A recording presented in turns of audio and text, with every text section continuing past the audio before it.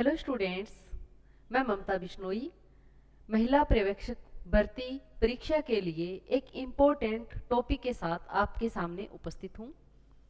आज का हमारा टॉपिक रहेगा कार्बोहाइड्रेट के बारे में। हमारा जो सिलेबस है महिला सुपरवाइजर का, उसके अंदर जो सिलेबस दे रखा है उसमें मैक्रो एंड माइक्रो न्यूट्रिएंट्स जो दिए हुए हैं, उसके अंदर मैक्रो न्यूट्रिएंट में हम पहला मैक्रो न्यूट्रिएंट पढ़ेंगे कार्बोहाइड्रेट। कार्बोहाइड्रेट क्या होता है, कार्बोहाइड्रेट के फंक्शंस क्या है, इसका क्लासिफिकेशन क्या है और कार्बोहाइड्रेट की डेफिशिएंसी से क्या हो जाता है, इसके बारे में। तो चलिए स्टूडेंट्स, शुरू करते हैं आज का अपना सेशन। सबसे पहले हम बात करते हैं, हमने जो हमारी लास्ट क्लास हुई थी संतुलित आहार वाली जो क्लास थी, अगर आप लोगों ने देखी होगी तो आपको जरूर याद होगा कि हमने उसमें न्यूट्रिएंट्स जो है वो डिस्कस किए थे कि न्यूट्रिएंट होता क्या है। बेसिकली न्यूट्रिएंट क्या है? न्यूट्रिएंट भोजन के अंदर पाए जाने वाले वो घटक होते हैं जो हमारे शरीर को ऊर्जा प्रदान करते हैं, हमारे शरीर की वृद्धि और विकास करते हैं, हमारे शरीर को रोगों से सुरक्षित रखने का काम करते हैं, हमारे शरीर की जो भी गतिविधियां हैं उनको नियमित बनाने का काम करते हैं। वो सारे घटक क्या कहलाते हैं? न्यूट्रिएंट्स कहलाते हैं, या फिर हम कह सकते हैं कि पोषक तत्व कहलाते हैं।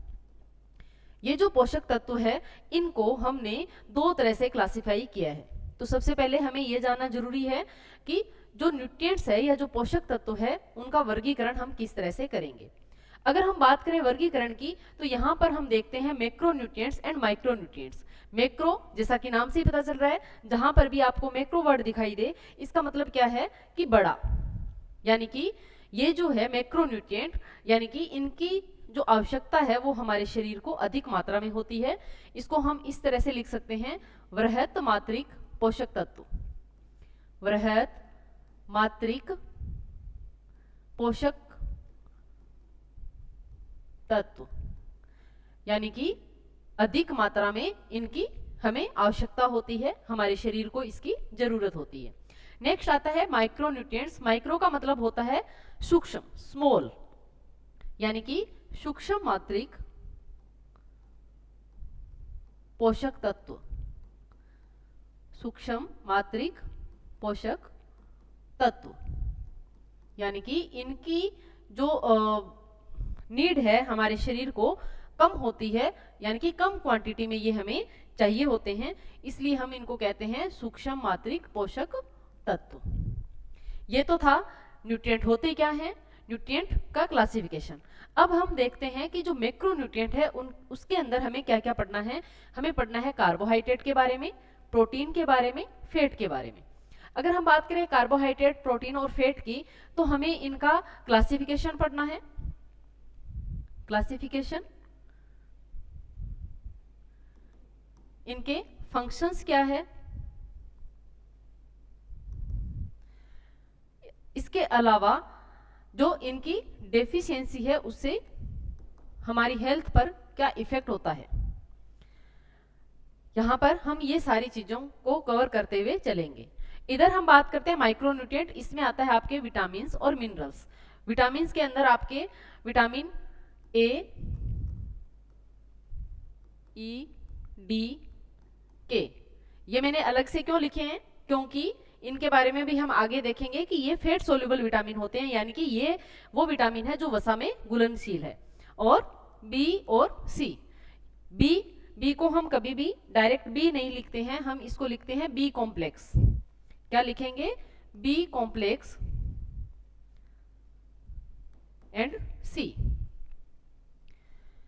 Next minerals. मिनरल्स को भी हमने दो भागों में क्लासिफाई कर रखा है।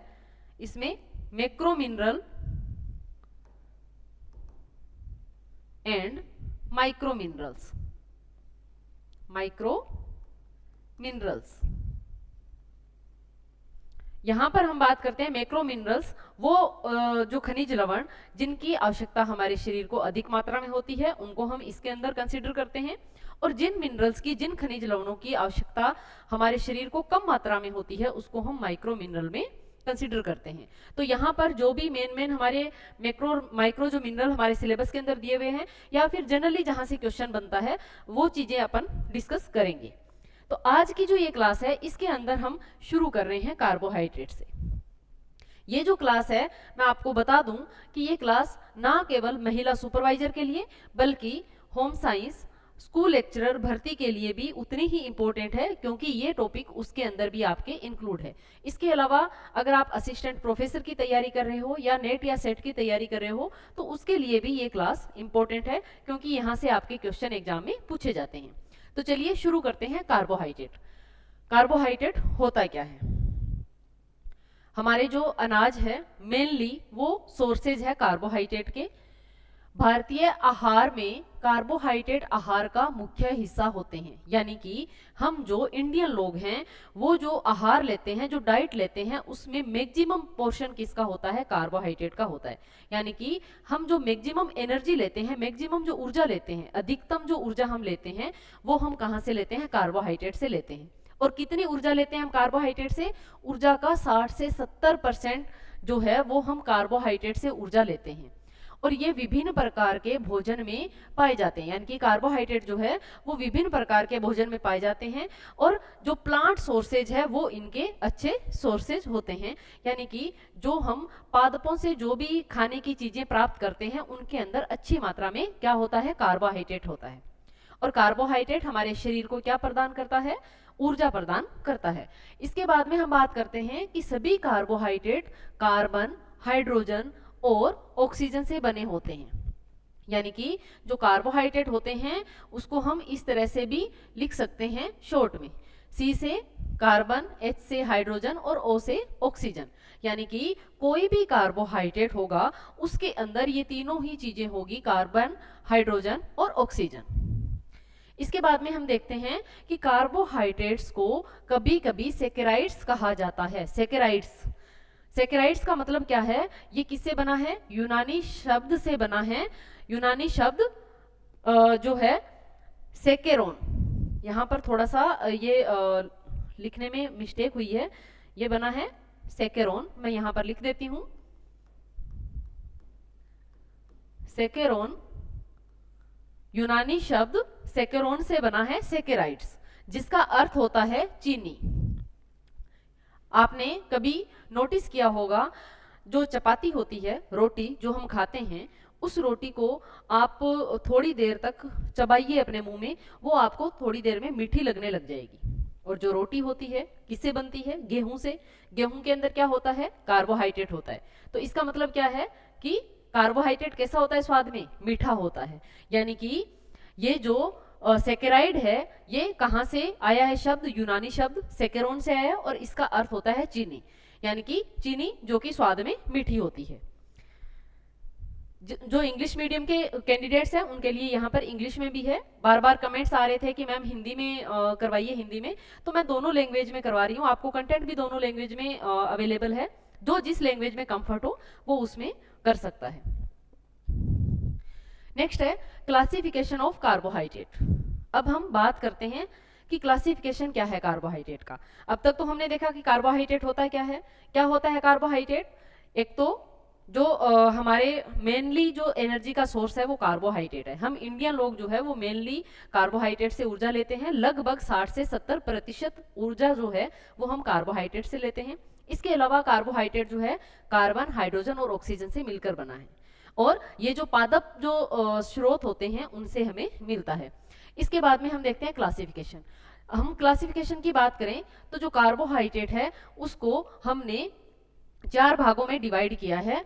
4 भाग कौन कौन से हैं? मोनोसैकेराइड, जिसको हम सरल शर्करा कहते हैं, डाइसैकेराइड या फिर इसको यौगिक शर्करा कह सकते हैं, ओलिगोसैकेराइड्स और पॉलीसैकेराइड्स या जटिल कार्बोहाइड्रेट। यहाँ पर हम देखते हैं मोनोसैकेराइड। जहां भी आपको मोनो वर्ड दिखाई दे इसका मतलब क्या है? सिंगल, यानी कि एक। मोनो का मतलब क्या है? सिंगल, यानी कि एक। इसका मतलब क्या हुआ? जो मोनोसैकेराइड है नाम से ही पता चल रहा है कि यहाँ पर हमें शर्करा की या शुगर की एक यूनिट देखने को मिलेगी, उसको हम क्या कहेंगे? मोनोसैकेराइड कहेंगे। इसके एग्जाम्पल, क्योंकि यहीं से आपके क्वेश्चन आता है इसलिए इसके एग्जाम्पल आपको बहुत अच्छे से ध्यान में होने चाहिए। ग्लूकोज, फ्रक्टोज और गैलेक्टोज, ये तीनों ही क्या है? मोनोसैकेराइड के एग्जाम्पल है। आपको 4 ऑप्शन दिए जा सकते हैं, ग्लूकोज, फ्रक्टोज, गैलेक्टोज और इसके साथ आपको सुक्रोज, माल्टोज, लैक्टोज या रेफिनोज, स्टेकिज, कोई सा भी एग्जाम्पल दिया जा सकता है और आपसे पूछा जाएगा इनमें से मोनोसेकेराइड का उदाहरण नहीं है।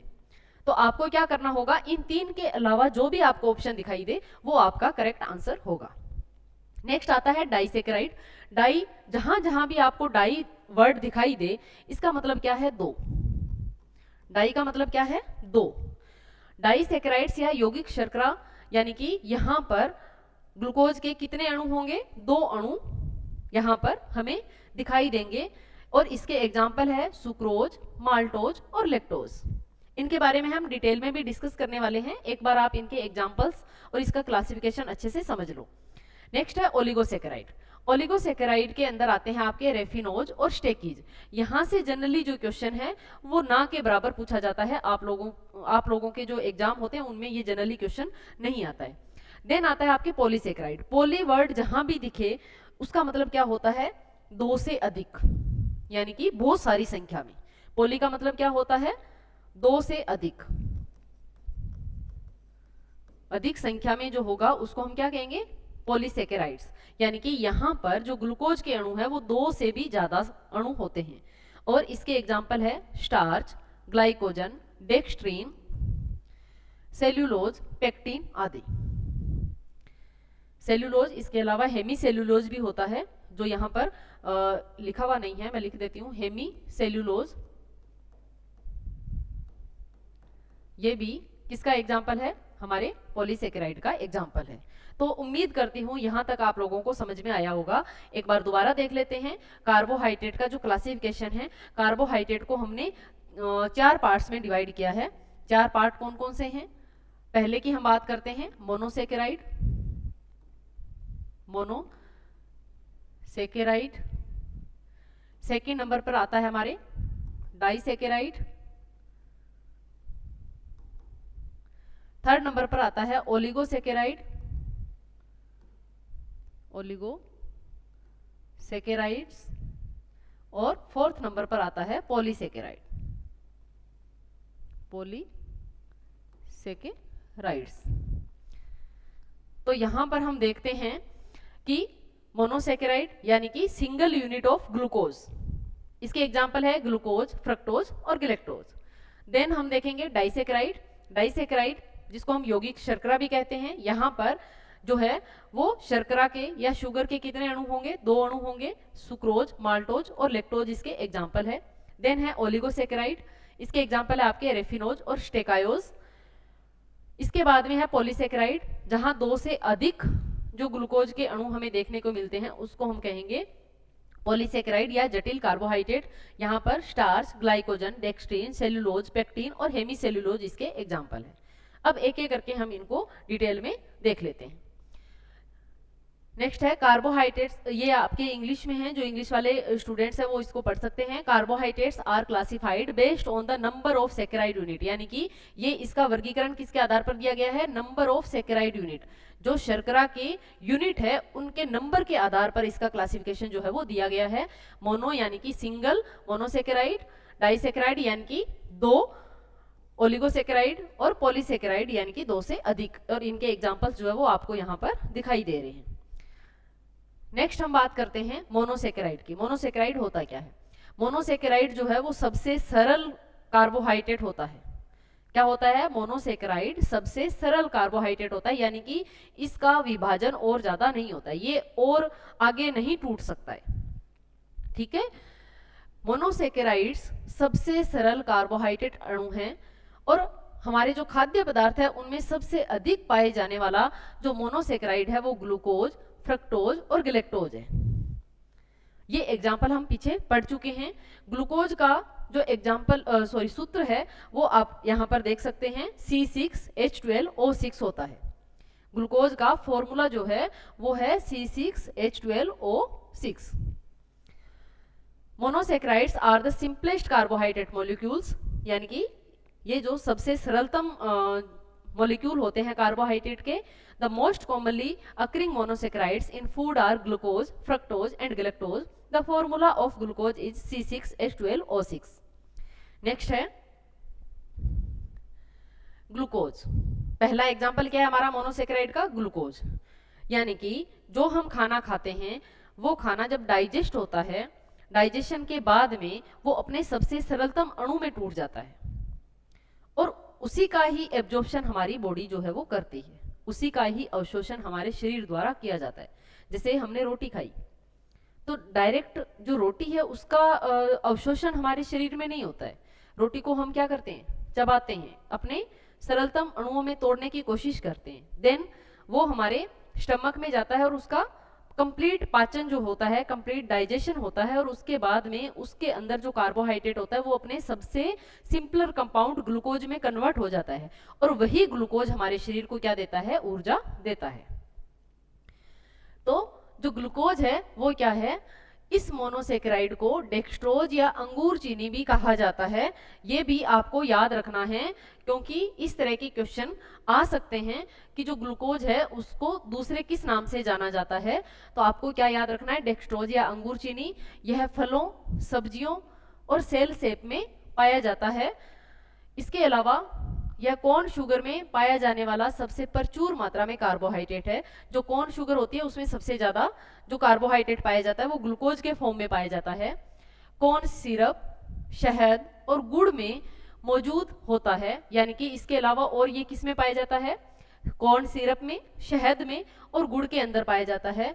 पशु शरीर में यह स्टार्च, सुक्रोज, माल्टोज और लेक्टोज के पाचन का एक अंतिम उत्पाद है। इसका क्या मतलब हुआ कि हम जो भी खाना खाते हैं उसमें जो हम कार्बोहाइड्रेट ले रहे हैं, चाहे वो डाइसेकेराइड हो चाहे वो पॉलीसेकेराइड हो, वो हमारे शरीर के अंदर जा करके जब उसका पाचन होता है तो वो अंतिम उत्पाद जो बनता है वो क्या बनता है, ग्लूकोज बनता है।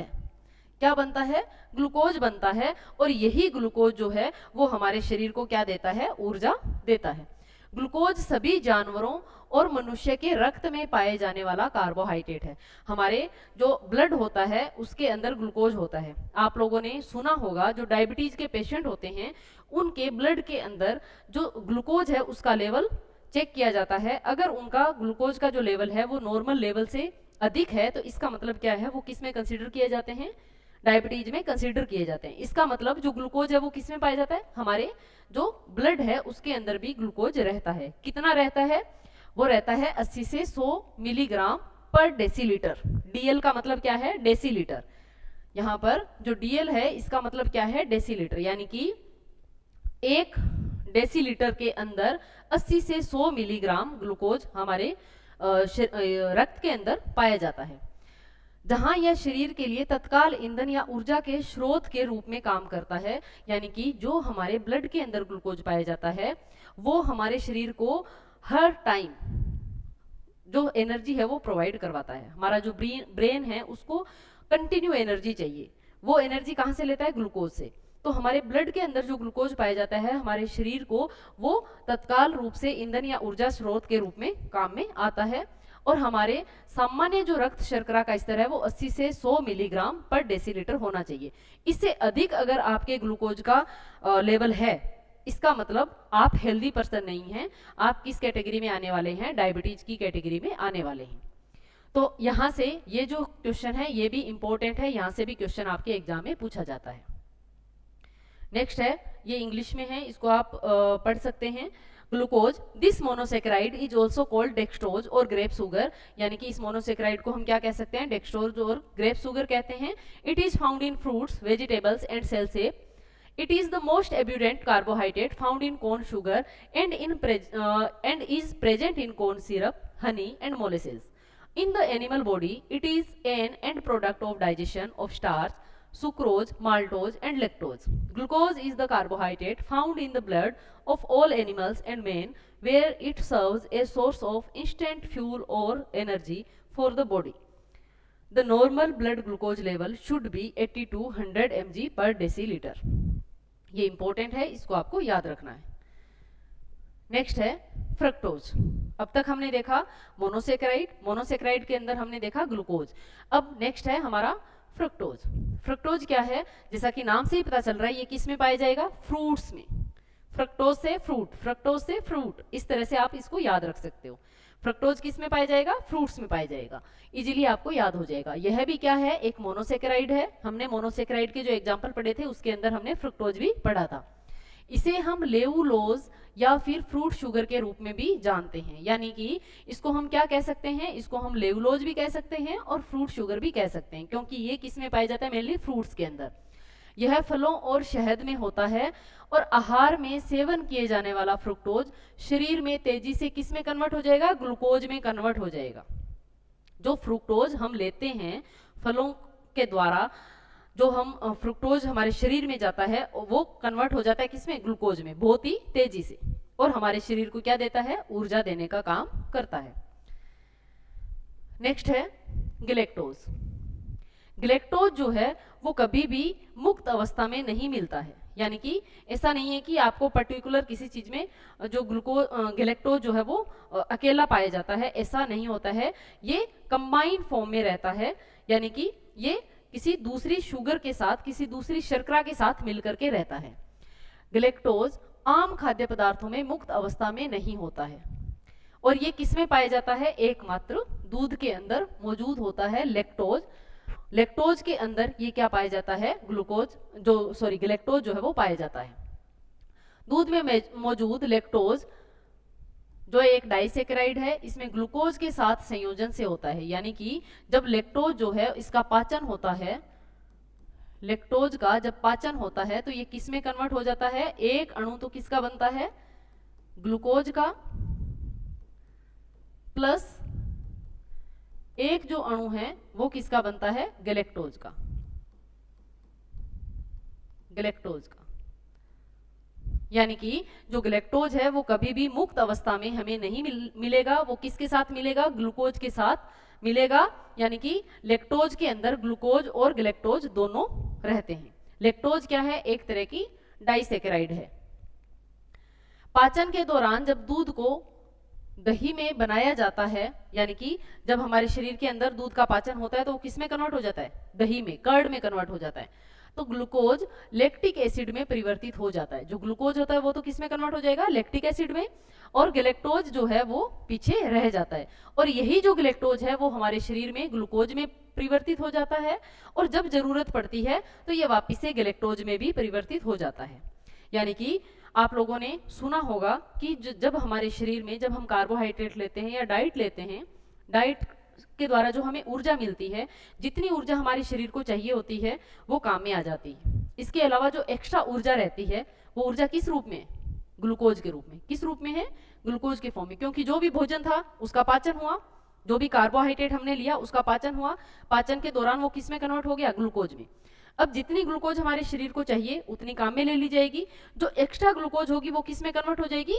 ग्लेक्टोज में। किस में कन्वर्ट हो जाएगी? ग्लेक्टोज में, और हमारे शरीर में जमा हो जाती है और जब भी जरूरत पड़ती है वो वापिस से किस में कन्वर्ट हो जाती है? ग्लूकोज में कन्वर्ट होकर के हमें क्या देती है? ऊर्जा देने का काम करती है।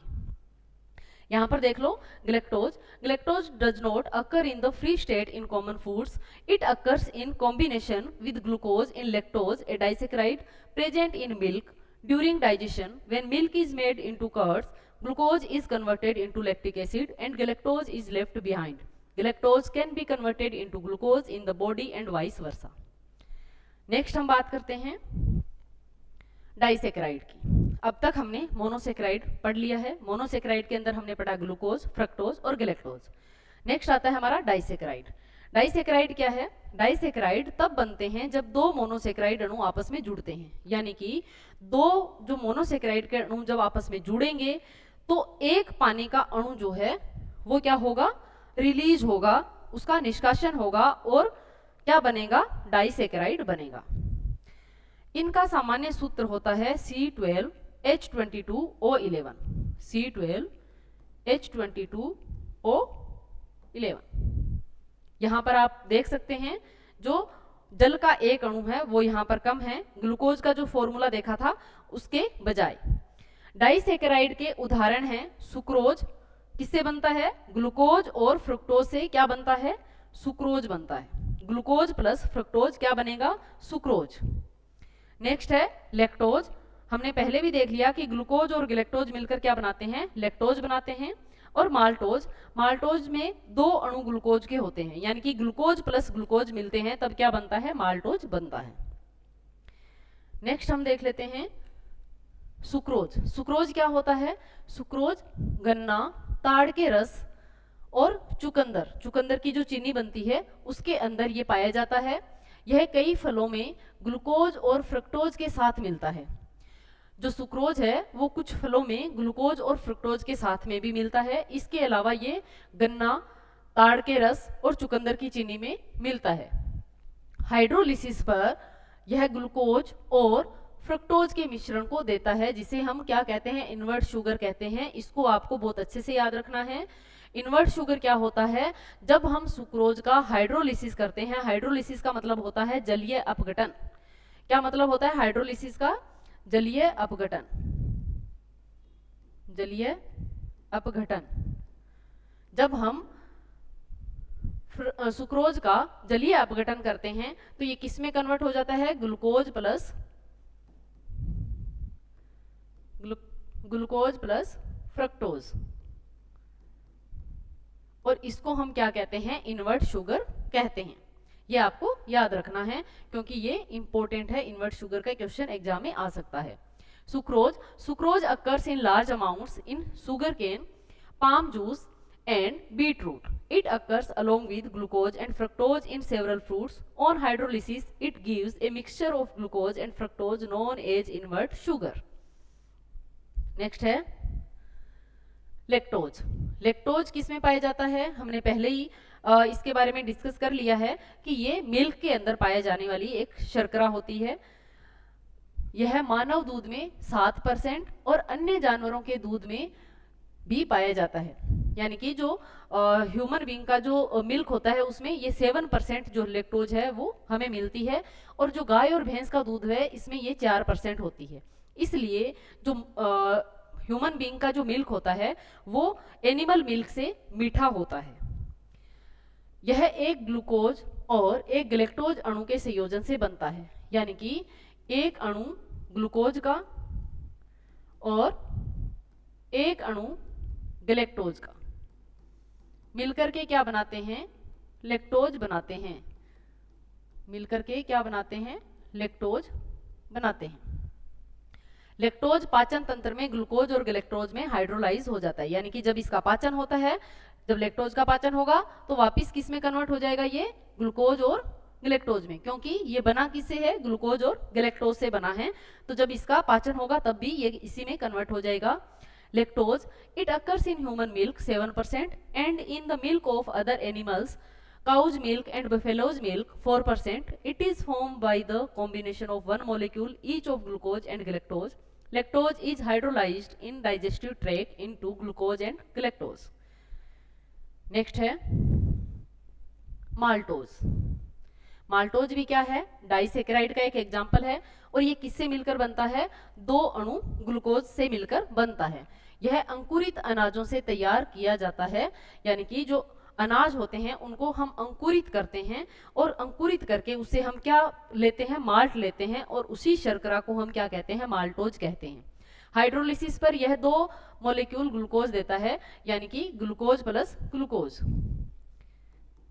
जब इसका पाचन होगा या इसको जब हम और सिंपल करना चाहेंगे तो ये किस में कन्वर्ट हो जाएगा, ग्लूकोज प्लस ग्लूकोज में कन्वर्ट हो जाएगा, is equal to maltose. Maltose, this occurs in malt prepared from germinated cereal grains. On hydrolysis, it gives 2 molecules of glucose. Next है polysaccharide. अब तक हमने मोनोसेक्राइड और डाइसेक्राइड के बारे में पढ़ लिया है। अब हम देखते हैं पॉलीसेक्राइड। पॉलीसेक्राइड बहुशर्करा, यानी कि बहुशर्करा यानी कि 2 से अधिक शर्करा।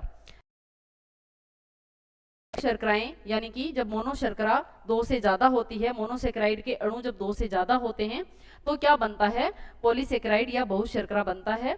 बहुशर्करा के उदाहरण हैं starch, glycogen, cellulose, beta glucan, pectin आदि। यहाँ पर आप देख सकते हैं polysaccharides on the other hand are made up of many monosaccharide molecules joined together. Examples of polysaccharides are starch, glycogen, cellulose, beta glucan and pectin, etc. Next है starch. Polysaccharide का सबसे पहला एग्जांपल स्टार्च। स्टार्च क्या है? पौधे carbohydrate को starch के रूप में संग्रहित करते हैं। जो पौधे होते हैं वो जब अपना भोजन बनाते हैं, जब भोजन बनाने के दौरान जो उनकी फोटोसिंथेसिस की प्रक्रिया होती है, जो प्रकाश संश्लेषण की प्रक्रिया होती है, उस दौरान वो कार्बोहाइड्रेट को अपने अंदर स्टोर करते हैं। और वो जो कार्बोहाइड्रेट उन पौधों में स्टोर होता है वो किस रूप में स्टोर होता है? वो स्टार्च के रूप में स्टोर होता है। यह मानव जाति के लिए मुख्य पोषण स्रोत है, यानी कि हम जो मैक्सिमम जो पोषण लेते हैं या मैक्सिमम जो कार्बोहाइड्रेट लेते हैं वो स्टार्च के रूप में लेते हैं। दो पॉलीमर होते हैं। दो पॉलीमर कौन कौन से होते हैं? जो किससे बने होते हैं? ग्लूकोज की इकाइयों से बने होते हैं। एक तो होता है एमाइलोज और एक होता है एमाइलोपेक्टिन। क्या होता है? Amylose and amylopectin. जो एमाइलोज होता है वो लीनियर होता है और एमाइलोपेक्टिन जो है वो ब्रांच्ड फॉर्म में हमें देखने को मिलता है। ये किस में पाया जाता है? अनाज, जो स्टार्च है वो किस में देखने को मिलता है? हमें अनाजों में, बीज, आलू जैसे जो जड़ वाली सब्जियां होती है उनके अंदर स्टार्च होता है, जैसे कि टेपियोका, यम और कोलोकेसिया और केले, इनके अंदर पर्याप्त मात्रा में स्टार्च जो है वो पाया जाता है।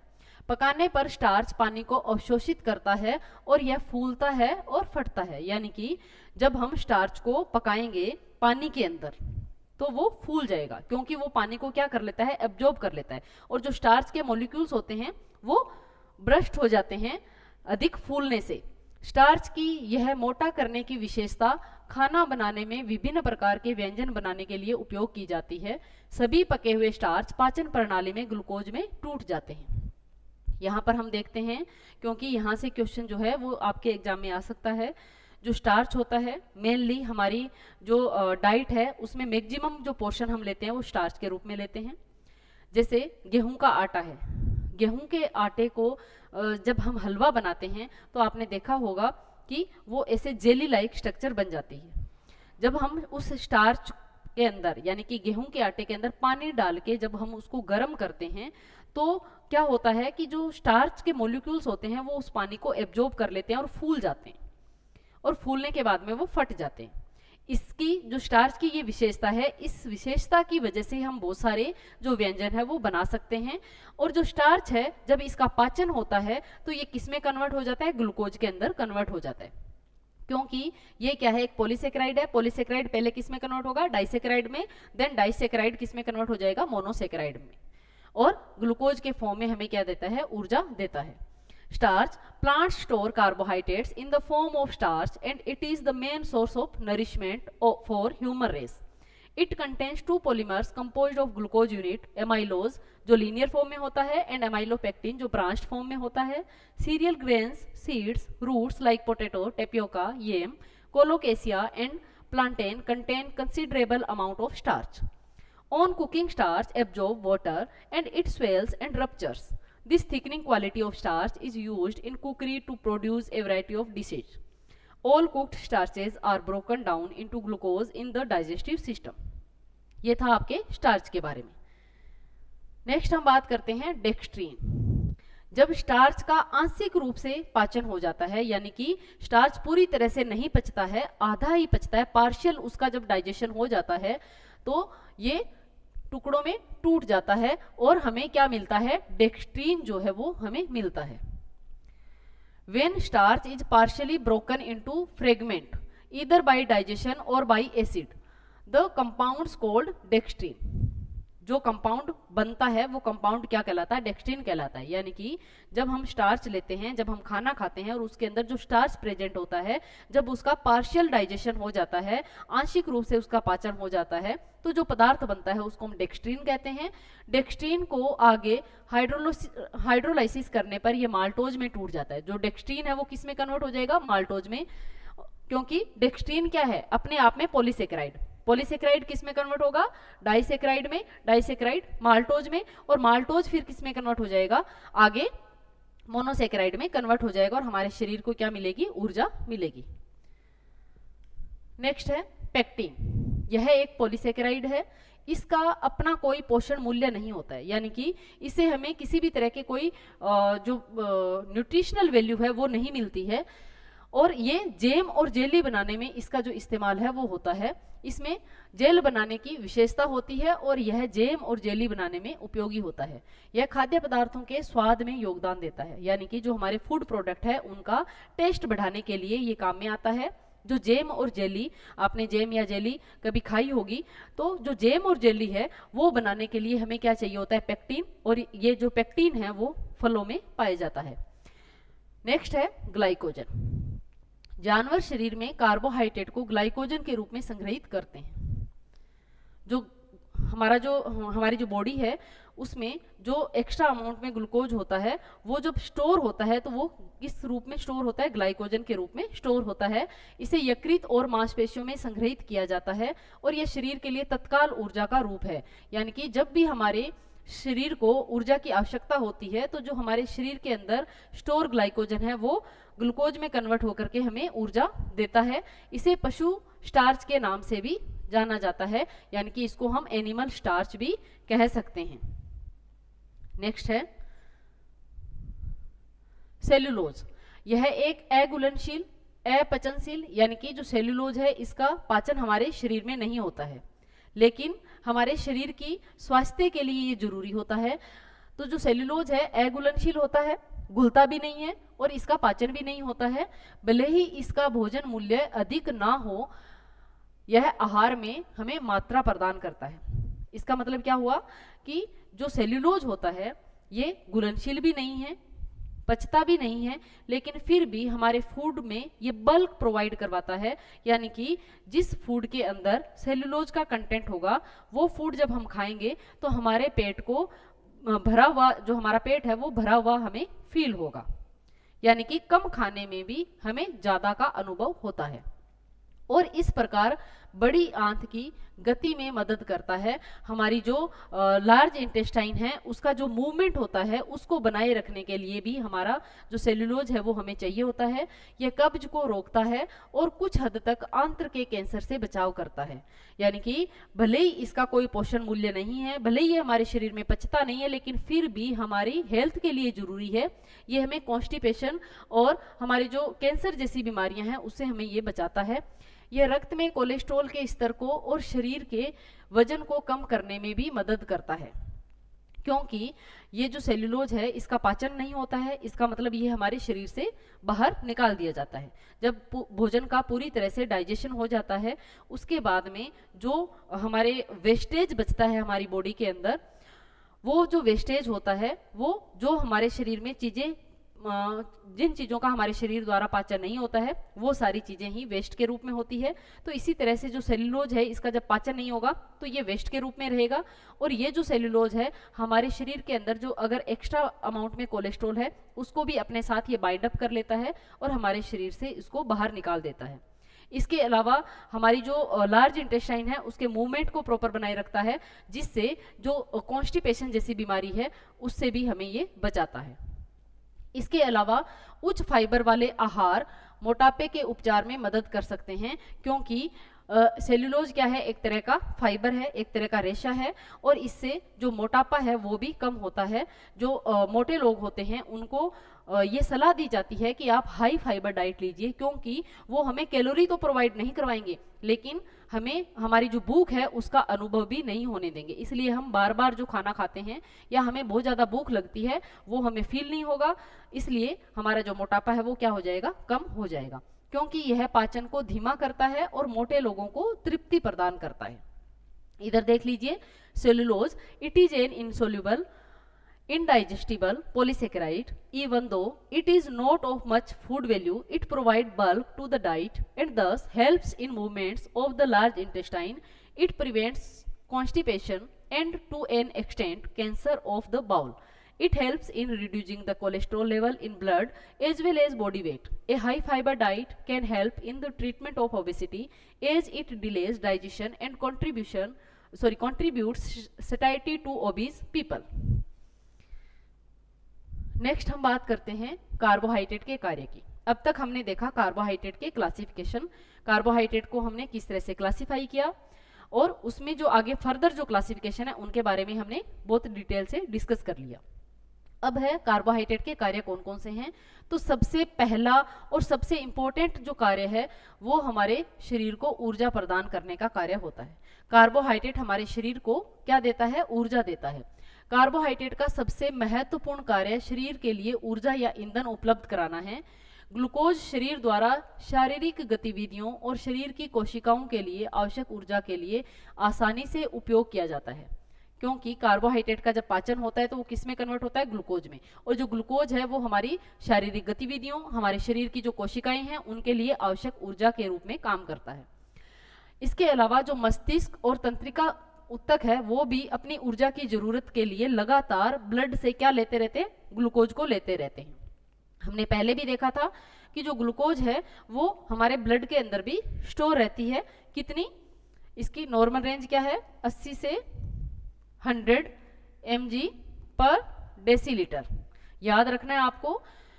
तो ये जो ग्लूकोज हमारे ब्लड के अंदर रहती है जो नॉर्मल रेंज में, यही ग्लूकोज हमारे मस्तिष्क को और तंत्रिका ऊतक को कंटिन्यू ऊर्जा की सप्लाई जो है वो करती है। प्रत्येक ग्राम कार्बोहाइड्रेट 4 कैलोरी ऊर्जा प्रदान करता है, यानी कि 1 ग्राम जो कार्बोहाइड्रेट है उससे हमें 4 किलो कैलोरी ऊर्जा मिलती है। नेक्स्ट है, यहां पर इंग्लिश में देख लेते हैं, energy supply. The most important function of carbohydrate is to supply energy और fuel for the body. Glucose is readily utilized by the body for energy needed for physical activities and also for the body cells. The brain, nerves, tissues are dependent on the constant supply of glucose from the blood to meet their energy needs. Each gram of carbohydrate provide 4 kilocalories of energy. Next है, carbohydrate को आरक्षित ईंधन के रूप में। जो carbohydrate है वो हमारे शरीर के अंदर स्टोर रहता है, रिजर्व रहता है और हमारे शरीर को क्या देता है, ऊर्जा देता है। कार्बोहाइड्रेट ग्लाइकोजन के रूप में यकृत और मांसपेशियों में स्टोर रहता है, जिससे इसके अलावा ये हृदय मांसपेशी में भी स्टोर रहता है और इसका उपयोग विशेष रूप से आपातकालीन स्थिति में किया जाता है। आपातकालीन स्थिति जैसे हम कई बार ट्रेवल कर रहे होते हैं और हम बहुत लंबे टाइम तक भूखे रहते हैं, तो हमारे शरीर के अंदर जो स्टोर जो ऊर्जा होती है या जो स्टोर जो ग्लूकोज होता है जो ग्लाइकोजन के रूप में स्टोर रहता है, वही ग्लूकोज में कन्वर्ट होकर के हमें ऊर्जा देता है। या फिर जब हम व्रत रखते हैं, उपवास रखते हैं, तो ऐसी कंडीशन में भी हमें जो ऊर्जा मिलती है, क्योंकि हमारा शरीर काम करना तो बंद करता नहीं है, हमारे शरीर को तो एनी टाइम क्या चाहिए, एनर्जी चाहिए। तो वो एनर्जी कहाँ से मिलती है, जो हमारे बॉडी के अंदर ऑलरेडी जो स्टोर्ड एनर्जी होती है वहीं से ये जो एनर्जी है वो हमें मिलती है। नेक्स्ट है प्रोटीन संरक्षात्मक क्रिया। ये भी बहुत इंपॉर्टेंट फंक्शन है कार्बोहाइड्रेट का। इसका मतलब क्या हुआ कि जो कार्बोहाइड्रेट है वो हमें 1 ग्राम कार्बोहाइड्रेट कितनी ऊर्जा देता है, 1 ग्राम कार्बोहाइड्रेट हमें देता है 4 किलो कैलोरी ऊर्जा। 1 ग्राम प्रोटीन भी हमें कितनी ऊर्जा देता है, 4 किलो कैलोरी ऊर्जा। यहां पर जो प्रोटीन है वो भी क्या काम करता है, ऊर्जा देने का काम करता है। तो प्रोटीन का प्राइमरी फंक्शन क्या है, ऊर्जा देना? नहीं, प्रोटीन का प्राइमरी फंक्शन ऊर्जा देना नहीं है। प्रोटीन का प्राइमरी फंक्शन है हमारी बॉडी की ग्रोथ करना, उसका डेवलपमेंट करना, जो सेल्स और टिश्यूज की जो टूट फूट होती है उनकी रिपेयर करना, ये काम किसका है, प्रोटीन का है। लेकिन अगर हम किसी कारणवश हमारी डाइट के अंदर कार्बोहाइड्रेट नहीं ले पाते हैं और ऐसी कंडीशन में जो प्रोटीन होता है वो ऊर्जा देने का काम करना शुरू कर देता है। जब प्रोटीन ऊर्जा देने का काम करना शुरू कर देता है तब क्या होता है, प्रोटीन का जो मेन फंक्शन है, जो हमारी बॉडी की ग्रोथ और डेवलपमेंट है या फिर जो रिपेयरिंग का काम है, वो पीछे छूट जाता है। और ऐसी कंडीशन में हमारे शरीर में प्रोटीन की क्या आ जाएगी, कमी आ जाएगी। प्रोटीन से रिलेटेड जो भी काम है वो सारे रुक जाएंगे।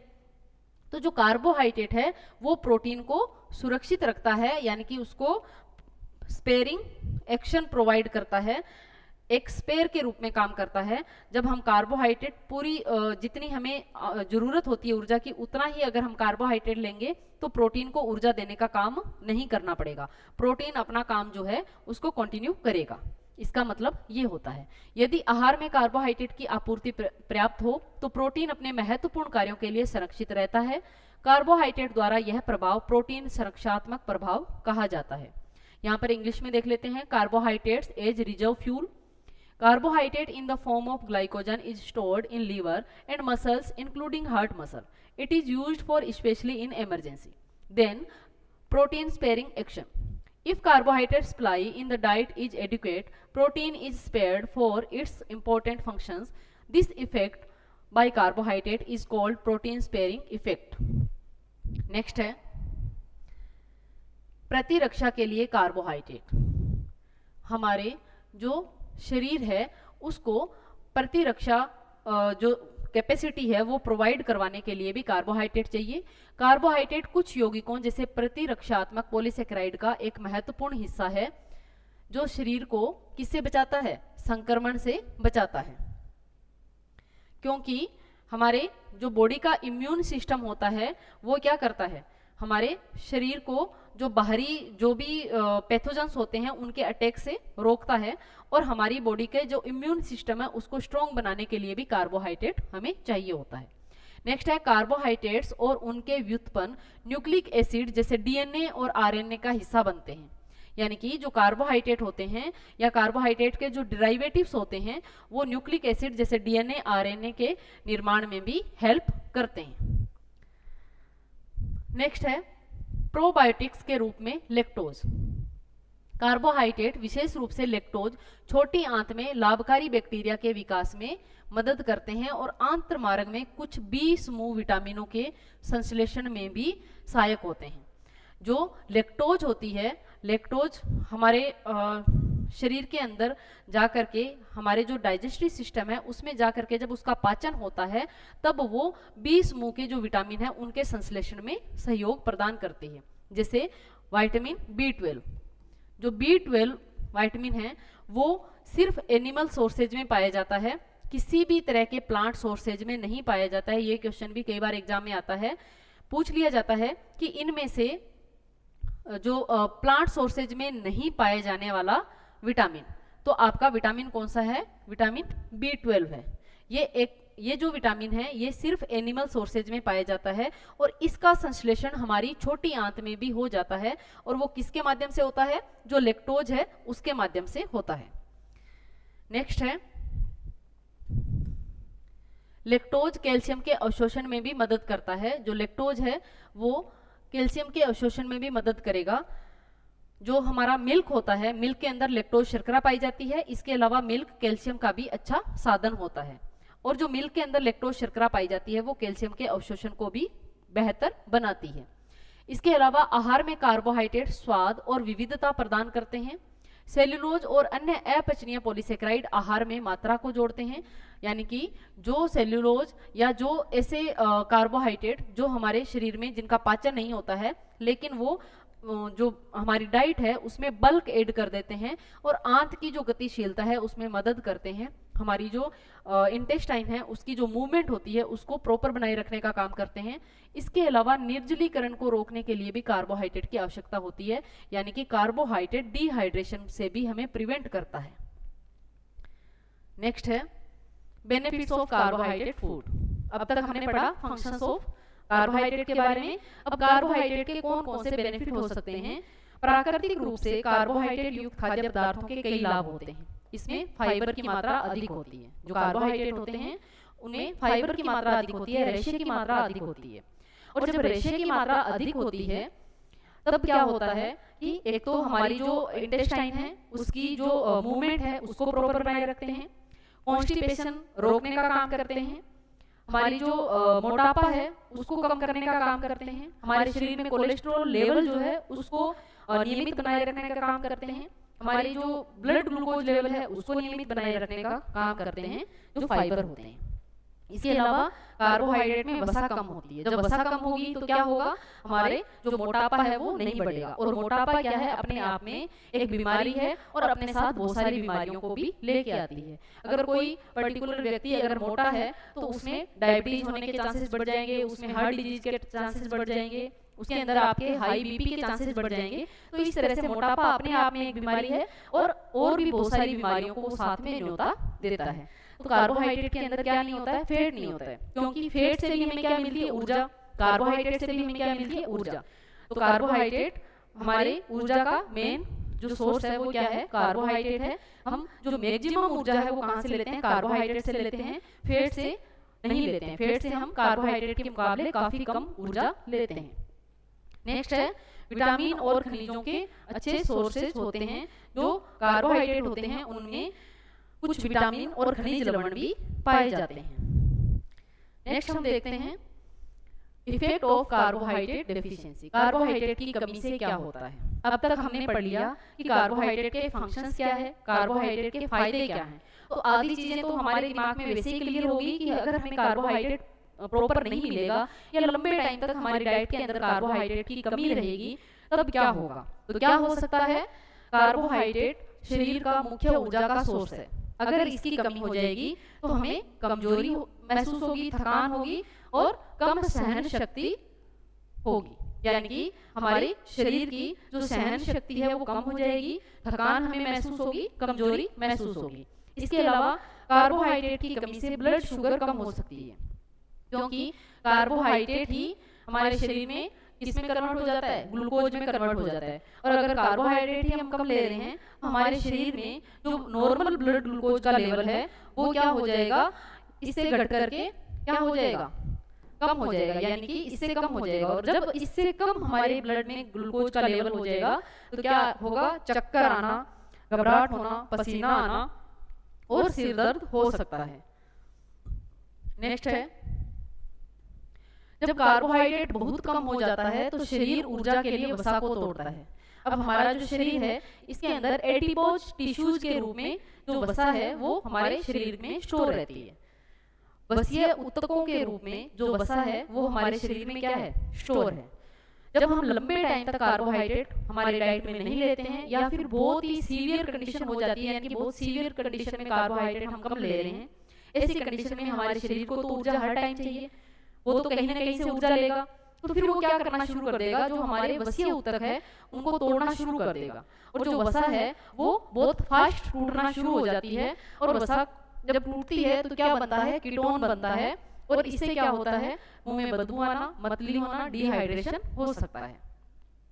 नेक्स्ट है लंबे समय तक अगर कार्बोहाइड्रेट की कमी रहती है तो हमारे शरीर की जो मांसपेशियां हैं उनको भी जो हमारे शरीर है वो तोड़ना शुरू कर देता है, क्योंकि हमारे शरीर को ऊर्जा चाहिए तो वो कहीं ना कहीं से ऊर्जा लेगा। जब फैट भी कम हो जाएगा, कार्बोहाइड्रेट भी कम हो जाएगा तो वो ऊर्जा कहाँ से लेना शुरू कर देगा, वो ऊर्जा लेना शुरू कर देगा हमारे मांसपेशियों से, मसल से।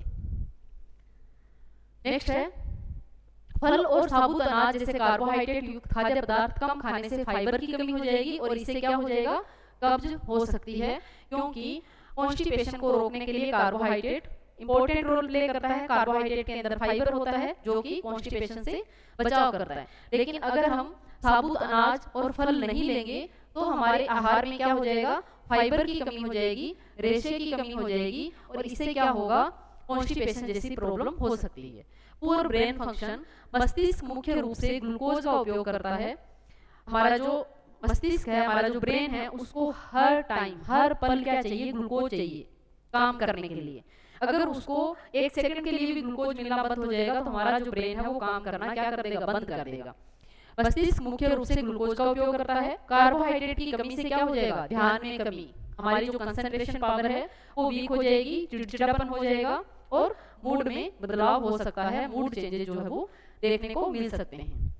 ये थे आपके कार्बोहाइड्रेट की कमी से होने वाले प्रभाव। ये था अपना कार्बोहाइड्रेट वाला टॉपिक जो कि यहाँ पर कंप्लीट होता है। मैक्रोन्यूट्रिएंट में हम एक न्यूट्रिएंट कंप्लीट कर चुके हैं, कार्बोहाइड्रेट। ये जो चैप्टर है ये आपको मैंने पहले भी बताया है, महिला सुपरवाइजर के लिए इंपॉर्टेंट है क्योंकि आपके सिलेबस में दिया हुआ है। इसके साथ ही साथ जो ग्रेड फर्स्ट का एग्जाम है उसके सिलेबस में भी कार्बोहाइड्रेट दिया हुआ है, आपके लिए भी उतना ही महत्वपूर्ण है।